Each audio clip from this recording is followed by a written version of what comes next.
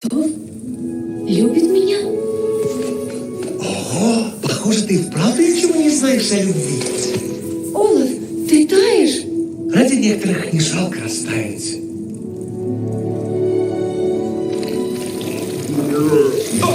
Ну сейчас я еще не готов. Сәлем, видео сабақты осындай бір күшті отрывокпен бастадық. Жалпы Frozen немесе Холодное сердце менің ең сүйікті мультиктерімнің бірі, және осы тақырыпқа келген кезде мен бұл отрывокты сендер көру керек деп санадым. Ал бүгінгі тақырыбымыз қатты денелердің видеода көргенде еруіне немесе соның физикалық түрде, яғни айтылуы балқуы және қатаюына байланысты болады екен. Бір оқыған кезде что-то қорқынышты тақырып сияқты көрінуі мүмкін, бірақ өте оңай. Мына видеода көргендеріңдей Олаф еріп кетті, иә. Өйткені оған сырттан не әсер етті? Жылу әсер етті. Пештің жылуы. Бірақ білесіңдер ме, Олаф, негізі қардан жасалған зат. Если мұзды қарастыратын болсақ, мұз еріген кезде біздің айтқан сөзімізбен, бірақ физикада біз оны балқу деп атаймыз. Балқыған кезде оның температурасы мүлдем өзгермейді екен. Яғни 0 градуста мұз болып тұрса, ол ерігеннен кейін жай ғана 0 градустағы су болады екен. Температурасы 1-2 деп тіпті өсіп кетпейді екен. Прикиньте, мен үшін бұл кішкене бір жаңалық болды, ашылу болды өзім физиканы оқып жатқан кезде. Ал тақырыпты бастай берейік. Жалпы біз алдыңғы сабақтардан естеріңде болған болса, 7-ші сыныпта немесе сендер өткен боларсыңдар. Қатты денелер аморфты және кристалдар деп бөлінеді. Ол қандай? Кристалдар бізде кристалл торы бар қатты денелер. Ал аморфты денелерде ол жоқ. Иә?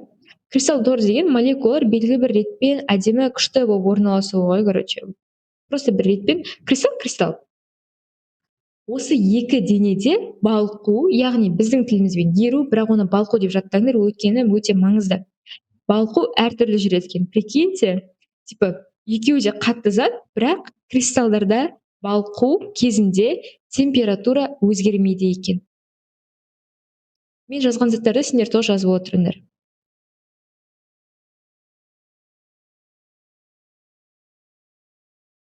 Температура өзгермейді екен.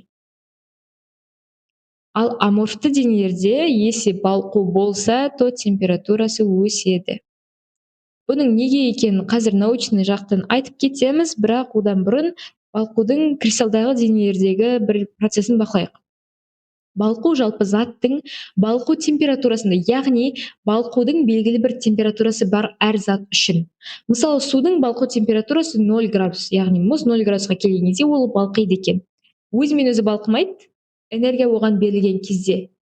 Яғни просто мұзды қалдырып кетсек, ол ериді ғой, өйткені қоршаған ортаның жылуының әсерінен, немесе біз өзіміз астан от жағып оны еріте аламыз, иә. Сол сияқты бүкіл затта, қорғасын болсын, мырыш болсын, зат болсын, бүкілінің балқу температурасы бар. Олар просто тұрып балқи бермейді.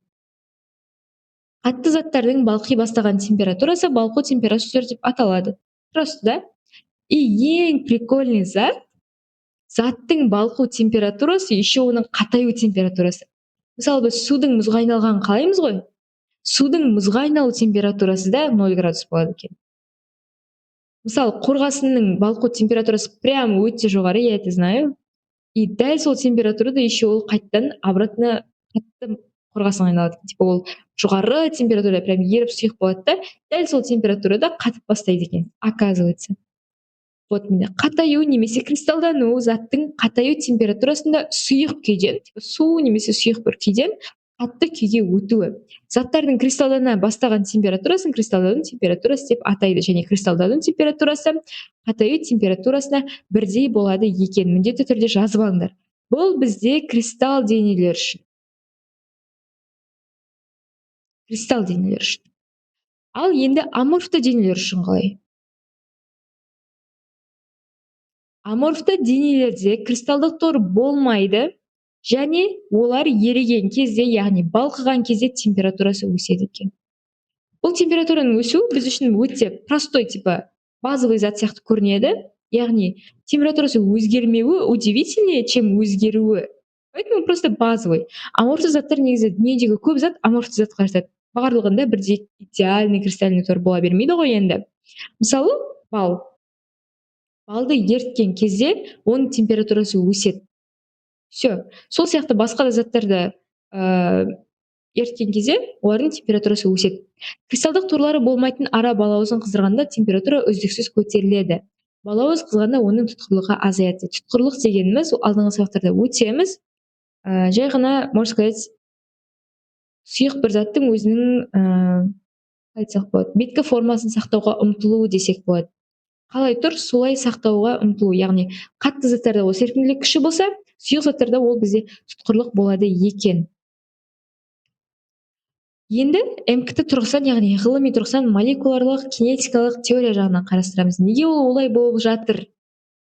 Оқиық. Кристалл денелерде балқу температурасы кезінде сырттан жеткізетін барлық энергия, яғни кез келген денеде балқу температурасы, балқу процесі, қатаю процесі өзімен өзі никаким образом жүріп кетпейді. Оған бәрібір сырттан бір энергия керек. Тіпті ол просто так тұрса да, мұзды қойып қойсақ та, айналадағы энергия оған әсер етеді ғой.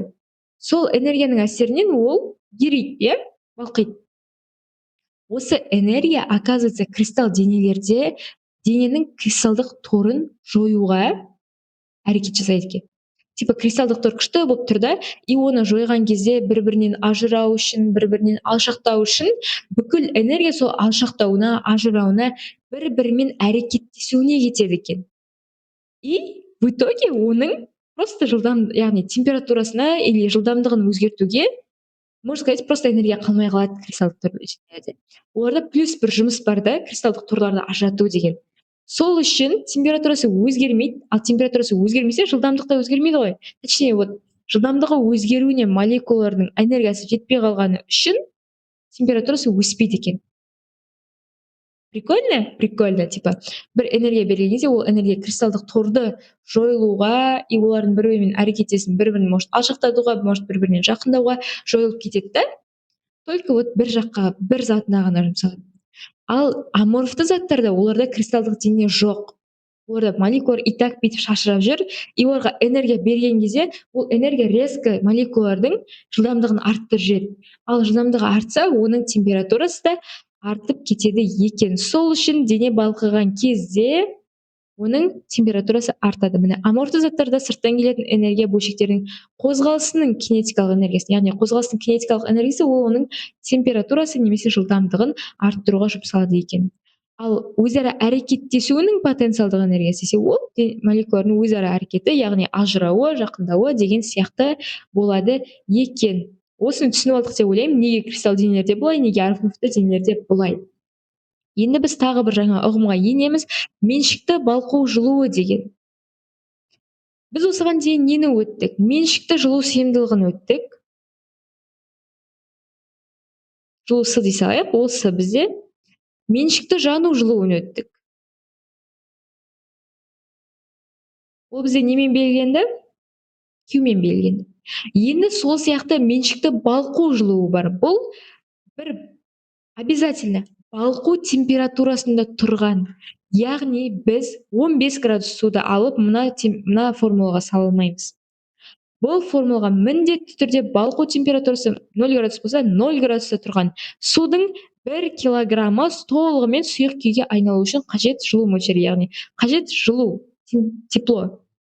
Қаншалықты тепло керек екенін көрсететін физикалық шама екен. Оның формуласы жалпы жылу, яғни денеге жалпылама, мысалы біз 5 килограмм денені алып тұрсақ, соның 1 килограммына қанша жылу керек болатыны мына дель, лямбда, ал жалпылама сол 5 килограммына қанша қажет болатыны мынау жалпылама жылу екен. Бұл бізде лямбда деп аталады. Лямбда. Осындай бір белгілеме белгіленеді екен. Өлшем бірлігі ХБЖ бойынша джоуль бөлінген килограмм болады екен. Ал енді жалпылама жаңа айтқанымыз заттың балқуына в целом қандай зат бар бізде, соның барлығына қажет жылу бізде осы лямбда көбейтілген массамен есептеледі екен. Бізде ХБЖ бойынша бұл энергия болған үшін, жылу болған үшін Джеймс Джоульдің джоуль атты өлшем бірлігі всегда жүреді екен. Сіздерге түсінікті болды деген ойдамын. Енді бір затты ұмытпаңдар. Меншікті балқу жылуының формуласын біз тек қана зат балқу температурасында тұрған кезде қолданамыз. Егер ол балқу температурасында болмаса, онда біз қасына тағы формула қосамыз, оны қазір көрсетемін. Оған дейін бір есепті шығарып жіберейік. Жай ғана базовый формуламызбен лямбда м деген. Балқу температурасында тұрған деп тұр. Все, теперь все хорошо. Массасы 100 килограмм. Массасы 100 килограмм. Темірді толығымен балқыту үшін қанша жылу мөлшері қажет болады? Темірдің лямбдасын, яғни меншікті балқу жылуын мен тауып алып келдім уже интернеттен. Сендер тоже іздеп көрсеңдер болады, дәл осымен шығады. Жай ғана м лямбда деген формулаға саламыз. 100-ді көбейтеміз 270 мың джоуль бөлінген килограммға. Сонда бізде қалай шығады? 270 мың 27 миллион джоуль шығады екен. Немесе 27 мега джоуль энергия. Немесе жылу мөлшері қажет болады екен. Түсінікті деп ойлаймын. Жаңаға қайтып келейік. Егер балқу температурасынан төмен болса, оны алдымен балқу температурасына дейін қыздыру керек. Содан кейін ғана ол балқи бастайды екен. Яғни мысалы мұз -5 градуста тұрса, оны 0 градусқа апару керек. Деген сияқты ғой, короче. Немесе там басқа температурада тұрса, оны азайту керек, немесе көбейту керек деген сияқты. Сол үшін біз өзіміз басында айтқан 1 килограмм затты 1 градусқа көбейту үшін қажет жылу, ол бізде Q тең SMT дейтінімізге қайтып келеді екенбіз. Бірінші бір затты алып өзімізге керек балқу температурасына дейін жеткізіп аламыз. Яғни мынау бізге керек температура, балқу температурасы. Ал мынау қазіргі тұрған температура. Екеуін азайтамыз да, примерно қаншаға өзгеру керек, сонша жылу. И сол балқу температурасы жетеді ғой мына Q-ға келген кезде. И аламыз да балқу үшін жылу керек жылу мөлшерін қосып жібереміз. Сонда бізде осындай бір формула шығады екен. По идее түсінікті деп ойлаймын. Если түсініксіз болса, бір есеп шығарып жіберейік. Массасы 10 грамм, температурасы 27 градус қорғасынды толығымен балқыту үшін қанша энергия қажет болады дейді. Мен интернеттен іздеп сендерге осыны алып келдім. Бұл бізде қорғасынның данныйлары. Ой, қисық кетті, кешірім сұраймын. Жазып алыңдар. Мынаны толықтай жазып алыңдар. Везде всегда керек болады қорғасын туралы есептерде. Қорғасынның тығыздығы 11300 болады екен. Окей. Бізге бұл керек емес, бірақ бұл есепке сендерге жазып қойдым тек. Балқу температурасы 327 градус. Ойбай, қандай үлкен. Яғни бізде балқу температурасы, дей салайық, 327 градус, ал біз вообще 27 градуста тұрып қой, ойлаңдаршы. Қазіргі температурасы 27 градус. Демек бізде дельта T 327 азайту 27 300-ге тең болады екен. Сендер уже түсініп тұрсыңдар, мына формула бойынша біз бірінші 327 градусқа толтыратын, яғни жеткізетін жылуын тауып аламыз. Еще оған балқудың жылуын қосып жібереміз. Сонда қанша энергия қажет болатынын таба алады екенбіз. Давайте бірінші Q тең SMT қосылған лямбда m деген формуланы жазып аламыз. Массасы бізде 10 грамм, яғни 100-ден 1 килограмм болады екен.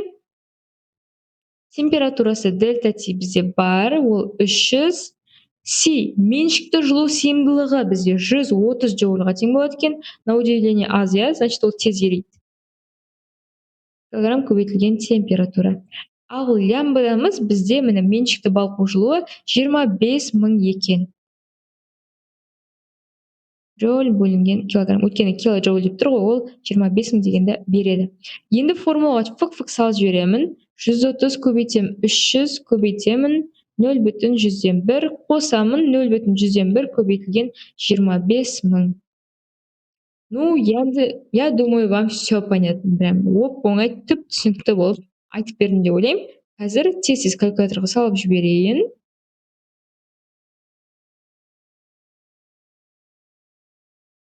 Бізде 300 градусқа температурасын көтеру үшін всего лишь 390 джоуль керек екен ғой.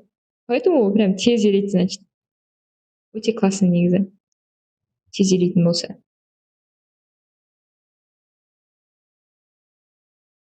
Так.